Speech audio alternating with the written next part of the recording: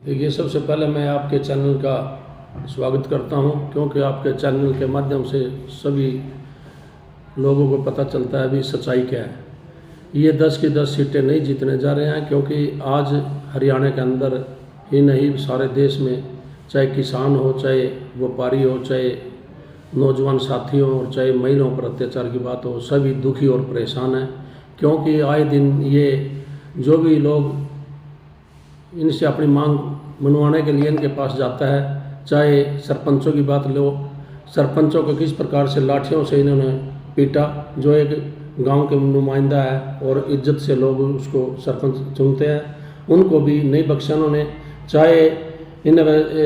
13 महीने किसानों के साथ क्या अत्याचार किया उन्होंने, सड़कों पर, बॉर्डरों पर किस प्रकार से धूप में, बरसात में, ठंड में किसान वहाँ पर परेशान रहा अपनी मांगें मनवाने के लिए, और किस प्रकार इन्होंने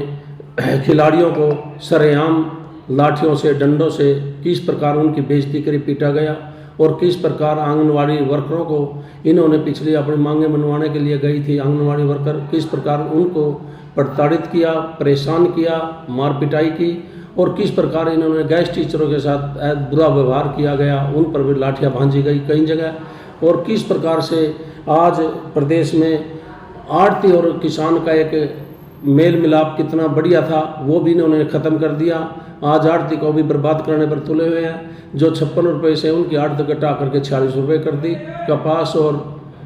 सरसों पर तो कोई भी आड़त नहीं दे रहे, इसलिए आज किसान को बर्बाद करना चाह रहे हैं ये आड़ती को ख़त्म करके, और किसान की खेती पर असर पड़ेगा, क्योंकि अगर आड़ती ख़त्म हो गया तो खर्चे के बगैर किसान अपनी खेती नहीं कर पाएगा। देखिए, इन्होंने जब बॉर्डरों पर किले ठोक करके सड़कों पर किसानों को रोका गया, धूप में, ठंड में, बरसात में, गर्मी में किस प्रकार से सवा साल तक किसान परेशान रहा अपनी मांगें मनवाने के लिए, आज किस मुंह से उनके पास वोट मांगने के लिए जाते हैं किसान। उन बातों को याद कर करके, और बच्चे बेरोजगारी के कारण उनको याद कर करके उन बातों को तो इनका विरोध कर रहे हैं, वो सच्चाई में विरोध कर रहे हैं, क्योंकि इन्होंने हर वर्ग को दुखी और परेशान करके रख दिया है बीजेपी सरकार ने। यलो पार्टी सदा 36 बरादरी की पार्टी है। किसान, मजदूर और देहात में बसने वाले हर एक वर्ग का इन्होंने ख्याल रखा, चाहे राजनीति में गरीब आदमी को हिस्सेदारी की बात हो, चाहे रोजगार की बात हो, और चाहे इनको अधिकारों की बात हो, और चाहे किसानों को वाजिब फसल का रेट दिलवाने की बात हो। इनेलो पार्टी हमेशा आम जन की दुख सुख की पार्टी है। कुरुक्षेत्र में आए दिन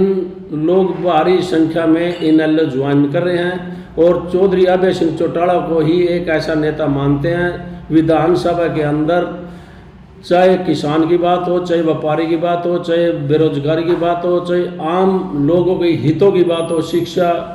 शिक्षा की बात हो, चाहे स्कूल में पढ़ने वाले बच्चे आज किस प्रकार से